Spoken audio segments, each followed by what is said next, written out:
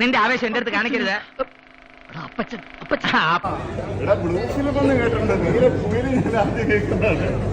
ഇതൊക്കെ കണ്ട് ആസ്വദിക്കണമെങ്കിലേ ചങ്കുറപ്പും ഒരു കൺട്രോളും ഒക്കെ വേണം.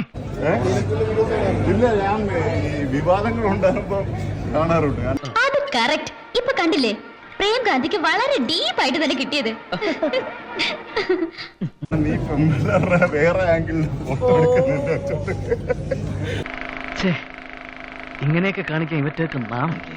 ഇത് കണ്ടോണ്ടിരിക്കാൻ നിനക്ക് നാണം തോന്നുന്നല്ലോ. മര്യാദക്കിരുന്ന് കാണും. ലോ ആംഗിളിന്റെ കേട്ടില്ലോ, എന്റെ ലോ ആംഗിൾ. ഈ കാണാൻ പാടില്ലാത്ത സീനുകൾ വെട്ടി മാറ്റാൻ വേണ്ടി ഞങ്ങൾ സിനിമ ഇട്ട് കാണും. അതെ, ഇങ്ങനെയുള്ള സീനുകൾ കാണിച്ചാൽ നമ്മുടെ തിയേറ്ററിന് മാനക്കറില്ല. അതെനിക്ക് ഞാൻ കുറെ നാളുകൊണ്ട് മനസ്സിൽ ആഗ്രഹിച്ചിരുന്ന ഒരു കാര്യമാണ്. അത് സ്പോണ്ടേനിയസ്ലി എനിക്ക് എല്ലാരെയും കൂടെ കൈ കിട്ടി അന്ന്.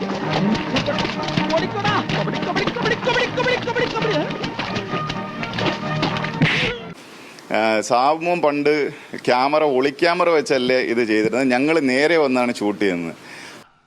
ഞാനും നിന്റെയൊക്കെ പ്രായം കഴിഞ്ഞാ വന്നത്. മര്യാദക്ക് അടങ്ങി ഒതുങ്ങി കഴിഞ്ഞില്ലെങ്കിൽ രണ്ടിനെയും ഞാൻ സെൻസർ ചെയ്ത് കളയും.